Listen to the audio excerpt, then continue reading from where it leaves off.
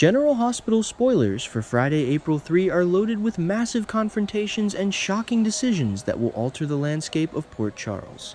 The fallout from the shooting on Pier 55 is spreading everywhere, and it is getting incredibly messy. People are pointing fingers, secrets are barely being kept, and some characters are making choices that will put them right in the line of fire. So let us dive into everything happening as the week wraps up, and we have to start with Britt Westbourne. Because Britt is about to absolutely lose her mind on Brad Cooper. Brad is her best friend. He has always been there for her. But Brad also has a habit of running his mouth when he should really just stay quiet. So during their upcoming conversation, Brad is going to manage to deeply offend Britt. It is highly likely that Brad starts trashing Jason Morgan. Brad probably thinks Jason is reckless. Or maybe he thinks Jason abandoned Britt when she needed him most. But Britt is not going to stand for it. She is already under a massive amount of stress. Her Huntington's medication was destroyed by Ross Cullum. Marco Rios is dead. Jason is in WSB custody. And Britt is just pushed to the absolute limit. So she slaps Brad right across the face. Just a massive, stinging slap. It is a raw moment of pure frustration and anger. Britt is terrified for Jason. She knows what he is sacrificing, and hearing Brad talk trash about him is just the breaking point.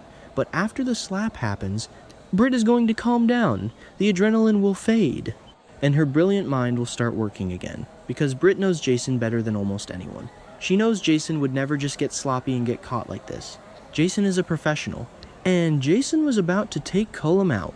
But instead, Jason got arrested and is taking the fall for shooting a WSB director, so Britt puts the pieces together. She realizes that Jason is obviously protecting someone. He is taking the fall on purpose. He sacrificed his own freedom to keep someone else out of prison, and Britt needs to know who that person is, so she turns right back to the best friend she just slapped. She asks Brad for his help. She needs Brad to help her figure out exactly who Jason is covering for. But Brad is going to hesitate, because Brad knows how dangerous this is. Digging into WSB business, digging into Jason's secrets. It is a good way to get killed. And Brad might think it is just too dangerous for them to get involved. Meanwhile, down on the pier, the cover-up is getting even more complicated, because Cassius Faison is slipping up. Cassius is currently impersonating his dead twin brother, Nathan West. He has everyone fooled. He has infiltrated the PCPD. He is working for Jen Sidwell. But playing a role this complex is not easy. And Cassius is going to make a mistake. He is talking to Lulu Spencer, and he implies that what happened with Cullum was essentially Jason and Britt's fault. He blames them for the whole messy situation. But that is the absolute worst thing he could say to Lulu, because Lulu knows the truth. Lulu knows that her teenage son, Rocco Falconeri, is the one who actually shot Cullum. Rocco grabbed the gun and shot Cullum in the back to save Jason and Britt. So hearing Nathan blame Jason and Britt just completely riles Lulu up. She gets extremely defensive, she's an emotional wreck over her son's ordeal anyway, and she snaps at him. So Cassius realizes he has stepped on a landmine. He does not know why Lulu is so fiercely defensive of Jason and Britt in this moment, but he knows he needs to preserve his cover. He is supposed to be Nathan, the good guy, the supportive cop, so he has to backtrack. He scrambles to fix his mistake. He insists that is not what he meant. He tries to smooth things over with Lulu, but the cracks in his facade are starting to show. Cassius is walking a very thin line. Sidwell wants him to make sure Sonny Corinthos pays for Marco's death, but Cassius is getting tangled up in this Cullum shooting investigation too.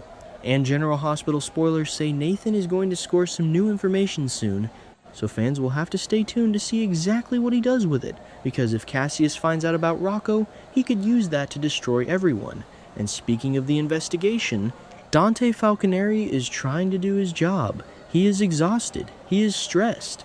He has no idea that his own son pulled the trigger, so Dante heads to the ICU to question Ross Cullum. Cullum is awake, and Cullum is playing games. Lucas Jones already mentioned that Cullum has been insisting he does not remember who shot him, so Cullum is probably going to tell Dante the exact same thing. He will fake memory loss. He will claim everything is hazy. But Dante is a good cop. He wants answers. And Dante specifically wants to know why Cullum issued the WSB warrant for Jason Morgan's arrest in the first place. That warrant is what caused this whole mess. Dante wants to know the justification for it. But here is the twist. Cullum knows the truth. Once Cullum finds out that Jason has been taken into WSB custody for shooting him, Cullum will know immediately that it is a complete lie. Because Cullum was staring right at Jason Morgan when he got shot. Cullum was looking Jason in the eyes, and the bullet hit Cullum in the back, so Cullum knows for an absolute fact that Jason did not pull the trigger. But Cullum is not going to tell Dante that. Cullum is a dirty WSB director. He has his own sinister agenda. He is running Phazon's cold fusion project. He killed Marco Rios. He is a monster, so Cullum is going to leave everyone else in the dark. He is going to let Jason take the fall, because that keeps Jason out of his way, and Cullum will just seek answers on his own. He will investigate the real shooter himself, which puts Rocco in massive, terrifying danger. Over at General Hospital, the romantic drama is heating up just as much as the criminal drama. Elizabeth Baldwin is dealing with a lot, and she gets the wrong idea about why Rick Lansing is at the hospital. Rick has been trying so hard to prove he is a changed man.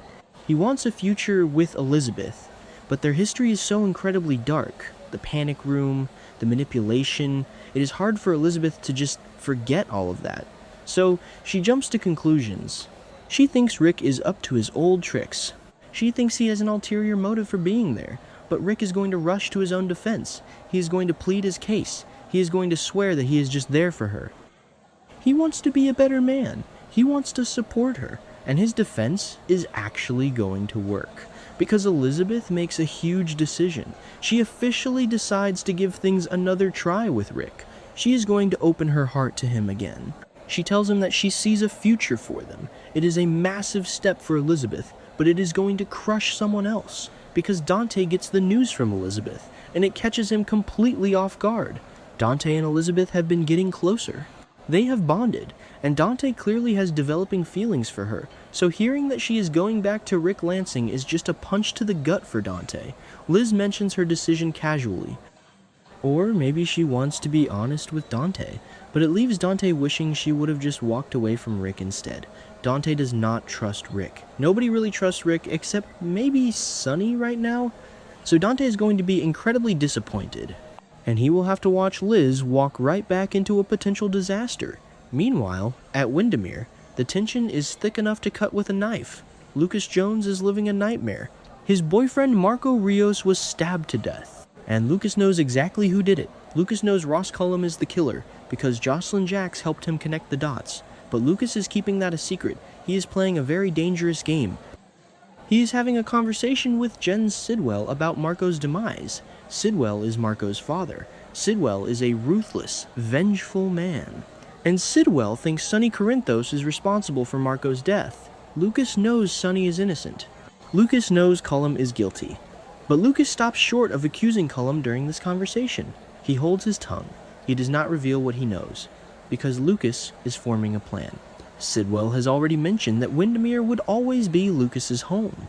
He considers Lucas family because of Marco, but Sidwell takes that idea a step further on Thursday. He flat out asks Lucas to stay. He wants Lucas to live at Windermere. He wants to keep Lucas close. And Lucas makes a shocking choice. He agrees. Lucas agrees to stay at Windermere, but he is not doing it to be comforted. He is doing it as part of his plan to get justice for Marco. Lucas is going deep undercover in Sidwell's world. He wants to take down Cullum, and he might want to take down Sidwell too. He is going to operate from the inside. It is incredibly brave, but it is also incredibly foolish. Because if Sidwell or Cullum realize what Lucas is doing, they will kill him without a second thought. Lucas is walking into the lion's den, and he is doing it with his eyes wide open. Finally, we have to talk about Laura Collins and Sonny Corinthos. Laura is being backed into a corner. She is being blackmailed by Sidwell, and now she is facing immense pressure from Ezra Boyle. Ezra is a sketchy political figure, and Ezra thinks Laura needs to save her own career. He thinks Laura should publicly denounce Sonny and Jason. He wants her to hold a press conference and throw her friends under the bus to distance herself from the mob and the violence. Laura hates this idea. She goes to Sonny to fill him in on Ezra's press conference pressure. She expects Sonny to be angry. She expects Sonny to fight back, but Sonny surprises her. Sonny actually suggests that it is a good idea. Sonny is a mob boss, but he is also fiercely protective of the people he cares about. He knows Laura is in a terrible position with Sidwell. He knows Sidwell is dangerous and vengeful, and Sonny thinks Laura needs to protect herself. If publicly denouncing him keeps Laura safe, then Sonny is willing to take the hit. He tells her to do it, but Laura refuses. Laura will not want to be the kind of person who turns her back on a friend. Sonny has done a lot to protect Laura over the years. They have a deep bond, and Laura is not going to betray him just to satisfy Ezra Boyle or Jen Sidwell. She is going to stand by Sonny, even if it costs her everything. It is a powerful moment of loyalty, but it also puts a massive target on Laura's back, because Sidwell is not going to let anyone stand in his way. And if Laura is standing with Sonny, then Laura is standing against Sidwell. The war in Port Charles is just getting started, and nobody is safe.